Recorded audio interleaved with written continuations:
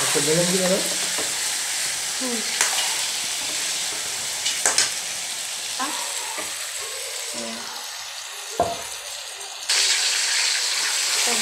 আজকে হচ্ছে বাচ্চাদের জন্য একটু সাদা করে মাংস রান্না করতেছি, মানে রোস্টের মতোই। এই হচ্ছে মাংসটা এখন কষায় নিচ্ছি। প্রথমে হচ্ছে এগুলো হালকা মশলা মাখিয়ে হলুদের মরিচের গুঁড়ো আর হচ্ছে লবণ লেবু দিয়ে একটু ম্যারিনেট করে নিচ্ছি। আর লেবুর রসটা দেওয়াতে মাংসটা অনেক সফট থাকে। তারপর হচ্ছে ভেজে রাখছিলাম। এরপর হচ্ছে বাকি মশলাগুলো, মানে পেঁয়াজ মরিচ সহ বাকি যে মশলাগুলো আছে ওগুলো কষিয়ে সুন্দর করে এবার এটা দিয়ে দিচ্ছি। এখন এখানে কষাবো, এই যে কষিয়ে নিচ্ছি। এরপরে হচ্ছে এখানে অল্প পরিমাণে পানি দিয়ে দেবো। কেউ চাইলে এখানে টক দই এবং হচ্ছে সস, তারপরে হচ্ছে লেবুর রস অ্যাড করতে পারেন।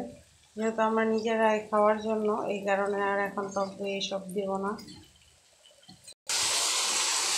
তো ভিউয়ার্স, এই হচ্ছে মশলাটা কষাতে কষাতে একদম নিচের দিকে লেগে যাচ্ছে। এই কারণে হচ্ছে এখন এখানে অল্প পরিমাণ পানি দিয়ে দিব। এই হচ্ছে পানি দিয়ে দিলাম।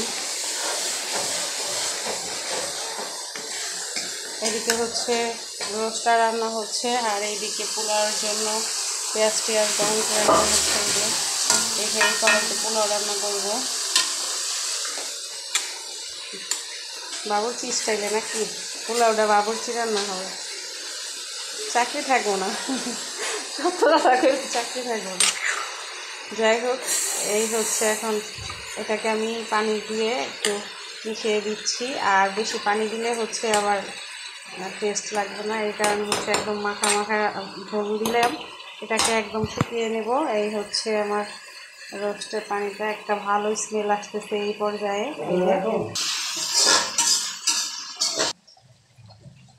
তো ভিউয়ার্স, এই যে দুইটা রান্না একসাথেই হচ্ছে। আর বেশি পুরোপুরি প্রসেসটা দেখাতে গেলে ভিডিওটা অনেক বড় হয়ে যাবে। এখন এই যে পানির মধ্যে হচ্ছে হালকা আদা রসুনের রস দিয়ে দিব, রসটা।